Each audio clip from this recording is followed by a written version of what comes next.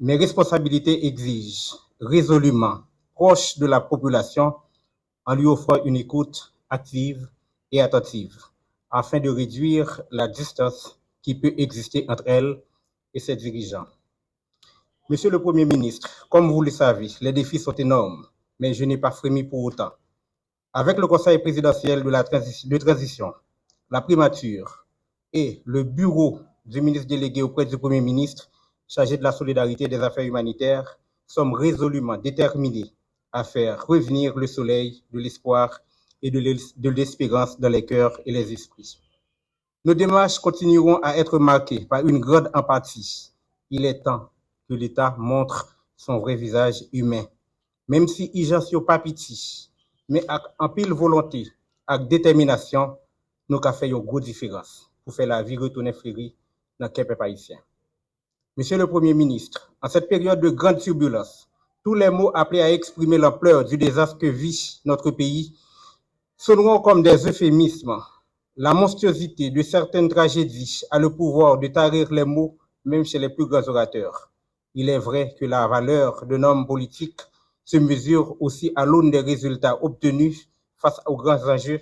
D'ailleurs, dans le cas à nous, c'est un moment difficile. Le peuple haïtien, toujours qu'on est, c'est dans les épaules. Dans tête ensemble, dans solidarité, yo toujours réussi sortir. Les nous mettons tête nous ensemble, nous arrivons écrire gros page l'histoire dans l'histoire de l'humanité. Mesdames, mesdemoiselles et messieurs, il est venu le temps pour nous de parler solidarité, sécurité et humanité. Si nous voulons entamer le vrai virage vers le nouveau et définitif départ, car, après tout, la solidarité est une valeur profondément ancrée dans la culture haïtienne qui est occultée malheureusement par la crise humanitaire qui nous ronge. Nous devons renouer avec cette valeur sûre en réponse à la crise de façon durable. Quand l'haïtien vous dit, par exemple, manger sous du feu pas gemet, si gen pou yon, gen pou de, ou encore, qui ne se souvient pas de cet élan de solidarité qui nous habitait tous et toutes au lendemain du 12 janvier 2010. À mes collègues ministres, je lance un appel à la mise en commun, à l'addition de nos efforts et à la mutualisation de nos ressources. Condition sine qua non pour transformer les souhaits et la volonté du Premier ministre exprimés lors de son investiture en fait palpable et indéniable. Vous pouvez compter ou continuer à compter sur moi, chers membres du cabinet ministériel, sur ma disponibilité qui se veut totale et infatigable. La population a toujours exigé d'être au courant de tout ce qui s'est fait au sommet de l'État. Elle réclame de la transparence. Moi, à mon niveau, la garde a informé des solutions adoptées dans le but d'adresser les problèmes qui l'épuisent. Pierre Bougo, Canadien et homme politique au grand talent d'orateur, affirmait à quoi nous servirait d'avoir les meilleures solutions si toujours nous les retenons pour nous-mêmes, de crainte d'effrayer quelques personnes ici et là.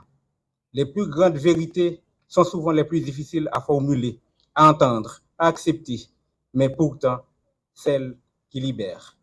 En tant que ministre délégué auprès du Premier ministre à la solidarité et aux affaires humanitaires, je me positionnerai toujours le plus proche des desiderata des plus vulnérables. Moi, pas jamais suspendre.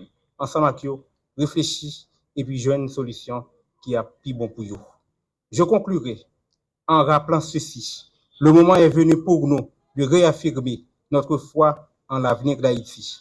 Ensemble, nous pouvons redonner l'espoir à des milliers de familles et insuffler un avenir à notre société. La solidarité n'est pas un slogan, c'est une valeur profondément enracinée dans notre identité en tant que peuple. Alors, mesdames, mesdemoiselles et messieurs, soyons humanistes et vivons tous dans une plénitude de solidarité. Merci.